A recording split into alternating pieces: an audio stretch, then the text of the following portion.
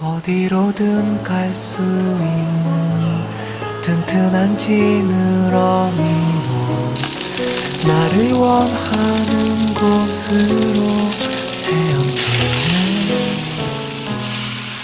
배고팠던 산업화 시대에 서민들의 애환을 달랜 음식 고갈비. 서울 종로에 피맛골을 비롯해 전국 각지마다 고갈비 골목이 생길 정도로 당시에는 많은 서민들이 즐겨 먹었죠. 서울의 꽃등심보다 기름진 고갈비를 안주 삼아 막걸리 잔을 기울이면서 서로를 위로하던 그때 서민들의 고된 하루를 달래주던 고갈비는 참 고마운 생선이었습니다. 수많은 가족들의 저녁 밥상 가난한 그대 날 골라줘서 고마워요 수고했어요 오늘 이 하루도. 우리는 고등어의 더 많은 이야기를 듣기 위해 남해의 황금어장 통영을 찾았습니다.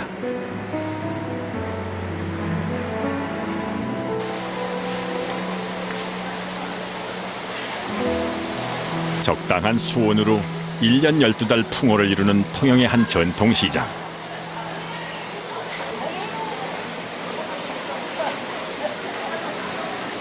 어딜 가나 싱싱한 활어는 물론 통영에서만 만날 수 있는 다채로운 수산물들로 정말 눈이 후둥그러질 정도인데요. 고등어도 예외는 아니겠죠.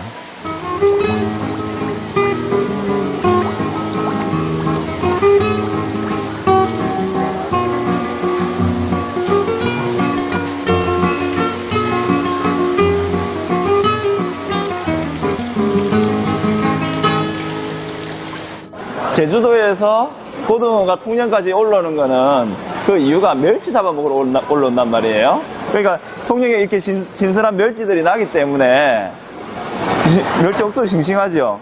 이런 멸치가 많이 나니까 여기 보시면 고등어 같은 게 많이 납니다.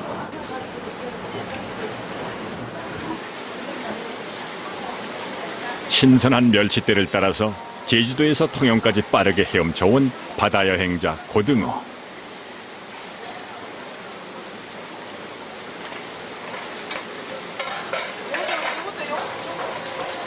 덕분에 예부터 통영 주변은 고등어가 노다지로 떠밀려오던 황금어장이었습니다.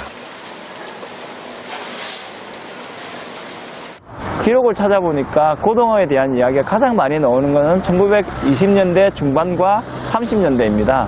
이 시기가 되면 일제는 대동아 전쟁과 태평양 전쟁을 일으키는데요. 이때 많은 군인들에게 저렴하게 공급할 수 있는 생선이 필요했던 거죠.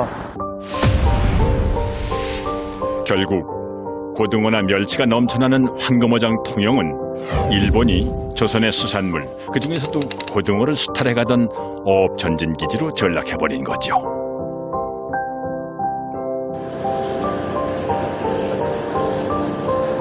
그 시절 통영 앞바다를 드나들던 일본의 대형 선단과 소형 어선들. 고등어 남획의 시작은 바로 이때부터입니다.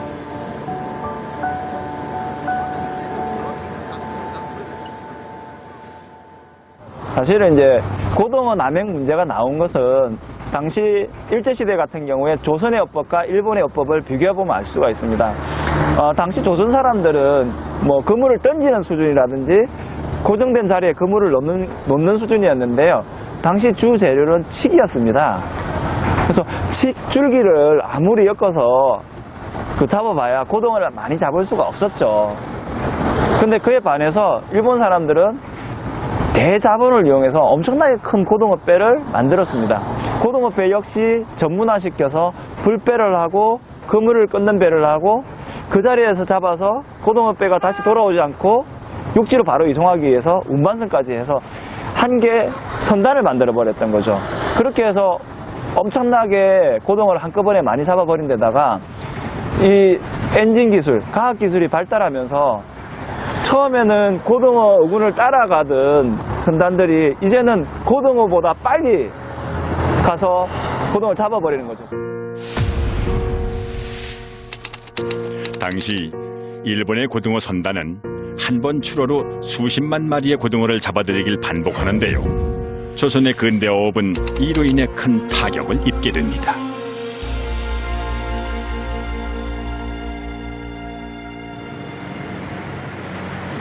우리는 무분별한 남획으로 고등어가 사라진 섬 욕지도를 찾아가 보기로 했습니다.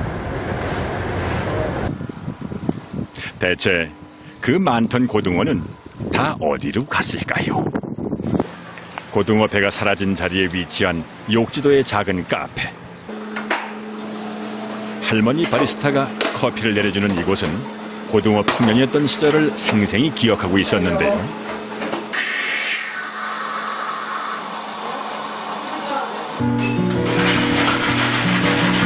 (1960년대) 중반 고등어가 고갈되면서 욕지도에선 고등어 배들도 자취를 감추게 됩니다.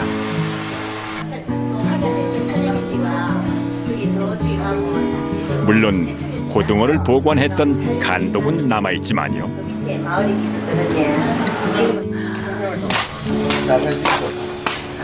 설명 아이고 이게 60년이 넘었는데 고모가 이거 일하고 한 게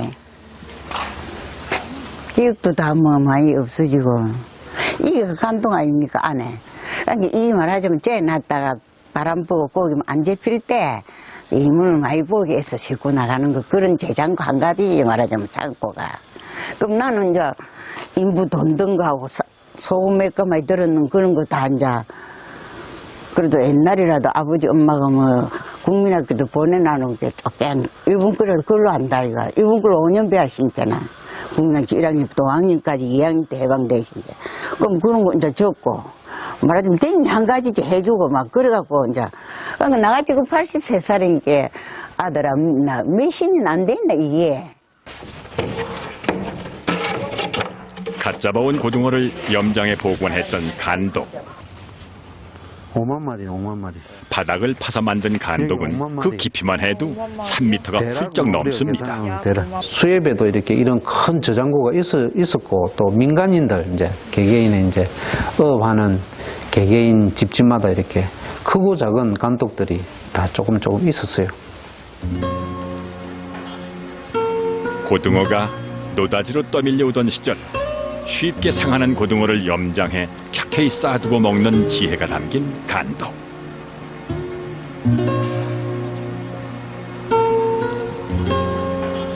이제 대부분이 사라지고 욕지도에서도 겨우 이 간독 하나만 남아 있습니다.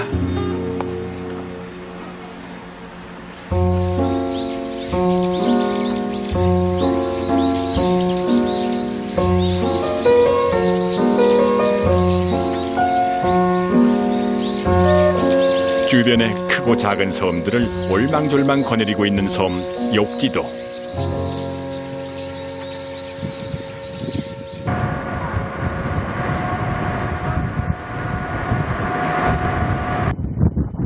풍어를 실은 고등어배는 사라졌지만은 이곳 고등어 맛을 잊지 못하는 사람들이 조용히 모여드는 곳이 있습니다.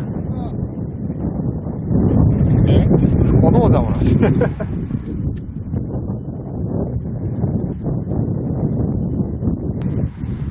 바다 위에서 고등어를 낚는 사람들.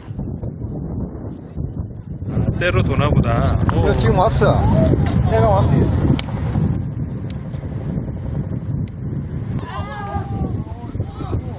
순식간에 한 마리를 낚더니 연달아 2마리를 낚아내는 이 부부.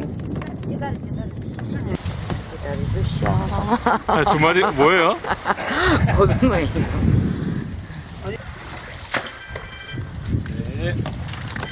한 시간 남짓 지났을 뿐인데 제철 고등어가 한가득 잡혔습니다.